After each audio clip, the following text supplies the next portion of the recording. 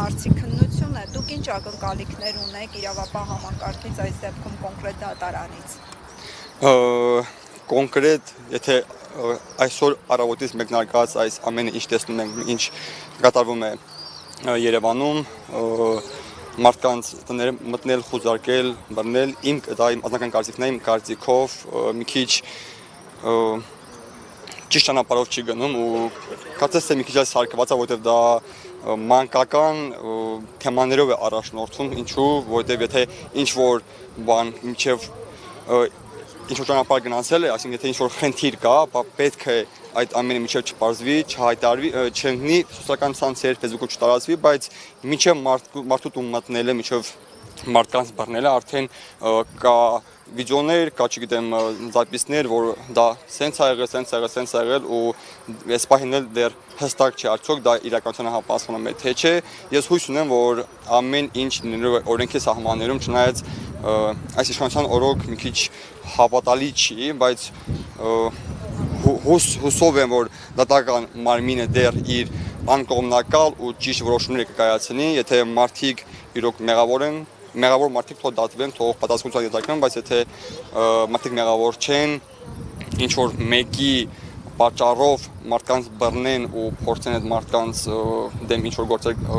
ստեղծել, սարքել, դա մի քիչ, այսինքն ժողովրդավար երկրում դա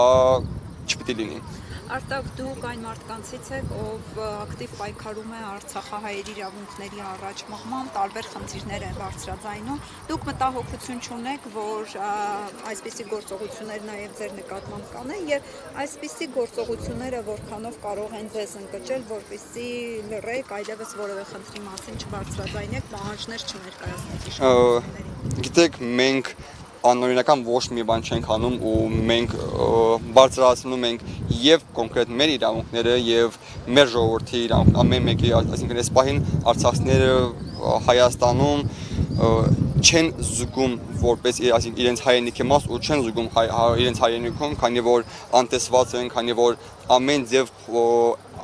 այդ մարդկանց իրավունքներն է ոտնահարվում ու մենք առանց որևէ մեկին խոչընդոտելու, առանց որևէ մեկի, չգիտեմ, առնչությամբ, մենք մեր իրավունքների համար,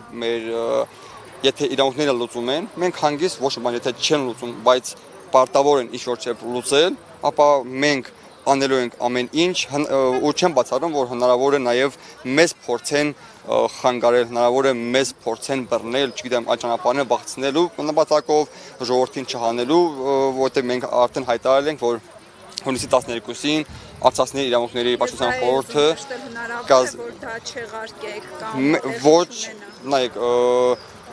եթե հստակ ինչ-որ իմանանք, որ մեր հայրենիքին, Հայաստանի այս հատվածին վտանգ է սպառնում մեր այդ օրվա հավաքը, չգիտեմ, հնարավոր է հարձակում ինչ-որ բանի ուղղությամբ,